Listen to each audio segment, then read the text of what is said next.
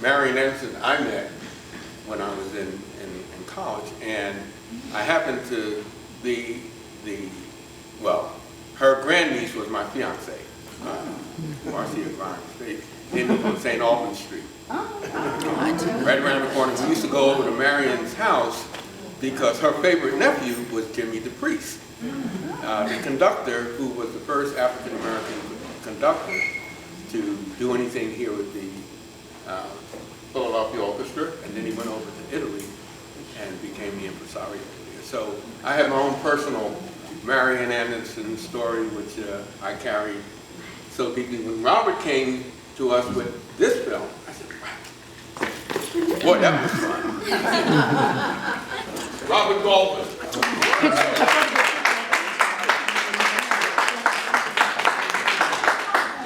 My name is Robert X. Golphin.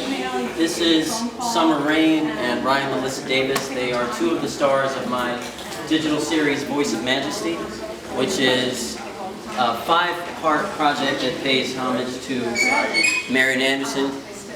Does anybody know who Marian Anderson is? Anybody? Okay, so the piece is part fictional, and it's kind of a hybrid because it's a mixture of some documentary material. We shot the film, or the series, at the actual Marian Anderson Museum, which is here in Philadelphia. Has anybody been to the Marian Anderson Museum? No. So more people in this room definitely need to get over there.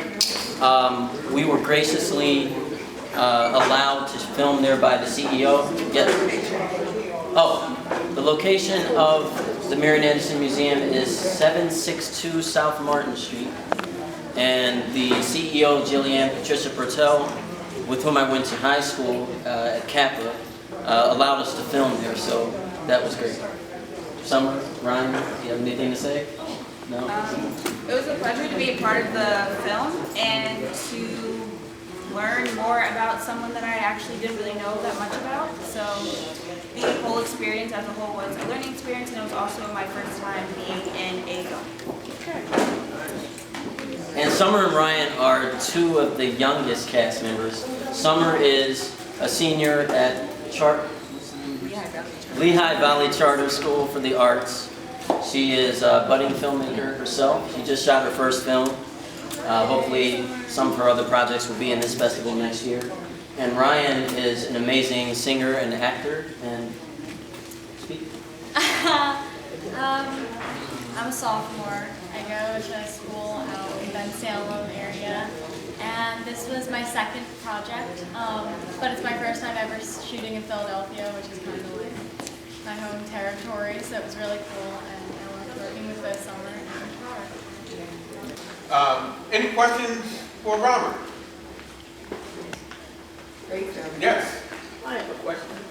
How were you able to film, like, what did you have to do to be able to film at the actual Museum? Marian? Yeah. Well, I was actually working with Jillian Patricia Bertel, the CEO of Marian Anderson Museum, on Bessie Smith the Musical, which was written by Ed Shockley, who is getting the Lifetime Achievement Award at Barrymore's this year. And we did radio plays as well as that main performance. And just being at the museum for all of the rehearsals, every time I walk into that place, I learned something new. So I wanted to create something that would encourage people to come and visit the museum and learn more about Marian Anderson. I went to Creative and Performing Arts High School here in Philly, so I knew about Marian, but I was amazed how many people didn't know. And while this kind of focuses on the younger generation, there's a lot of more mature individuals that don't know a lot about her either. So, what was your experience with Marian Anderson? You had an interesting one. Yeah, I hadn't heard of Marian Anderson. I didn't know much about the museum or anything. But when Robert reached out to me, I was really excited to start on the project. In my episode, I can really relate to the character that I played because, like, singing's my passion too, and I have an annoying little brother too. And just being in the environment where Marian lived and where she pursued her passion, and being able to pursue my passion in the same space and work there with other people who have the same goals was really interesting and amazing.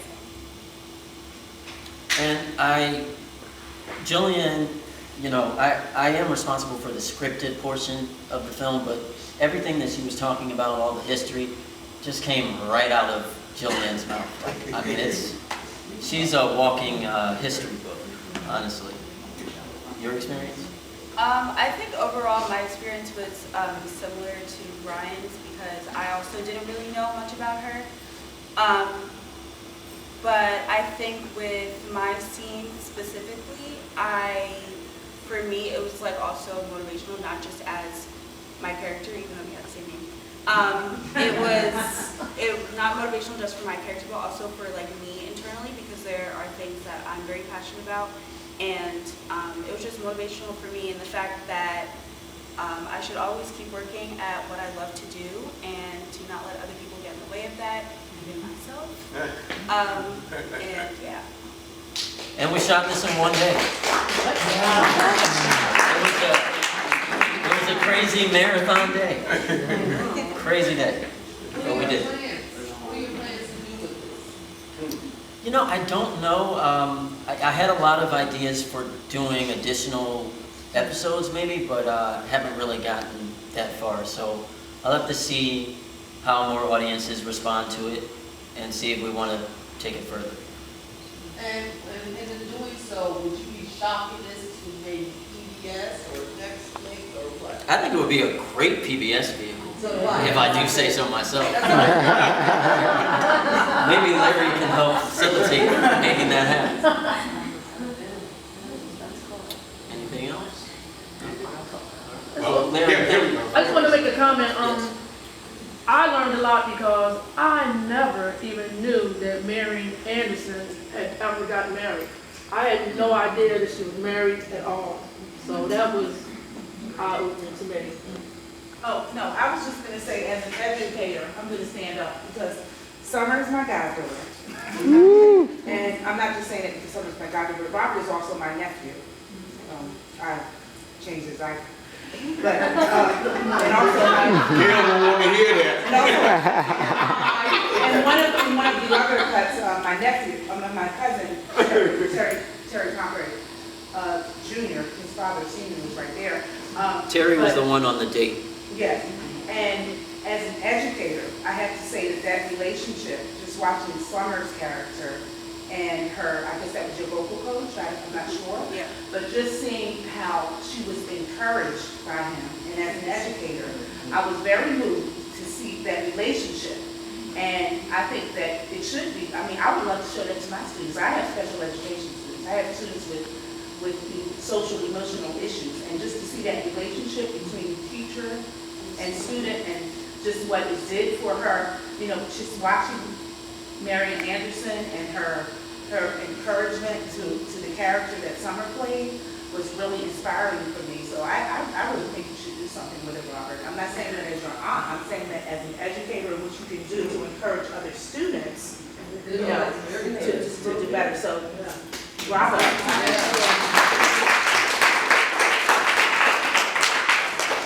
I'm so glad that everyone, oh, you have a question? Someone's producing or directing an African-American historical event. It would be nice to use that one of the clips, or even, you know, a portion of it in your show this year. And that's something you can share with other schools as well, because maybe there's other schools who might want to show it.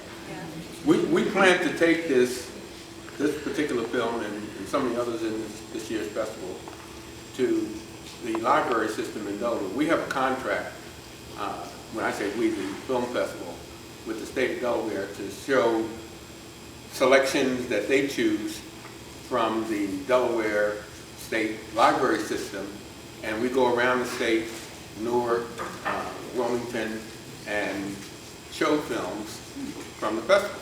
It's a unique relationship, and this is one of the pieces that we're going to use. And as Robert said, hopefully we can collaborate on some distribution stuff. So, yes. I have another question, a little off this though. We were talking earlier about acting and so forth, so on. Robert, can you tell us how you got started? Well, I am a member of Screen Actors Guild. I started acting when I was 2. 4. Yeah. I mean, well, you know, my mom, who produced this project, She's that one. She put me in modeling troupe when I was modeling and acting troupe when I was about 7 or 8. But I fell in love with acting and filmmaking at age 12, 13. That's when we got you. And that's when I started coming to Philafilm and volunteering with this festival. Before that, I wanted to be a lawyer. Well, I wanted to be a doctor for the longest time. But I had chronic nosebleeds as a kid. I can't stand the sight of real blood.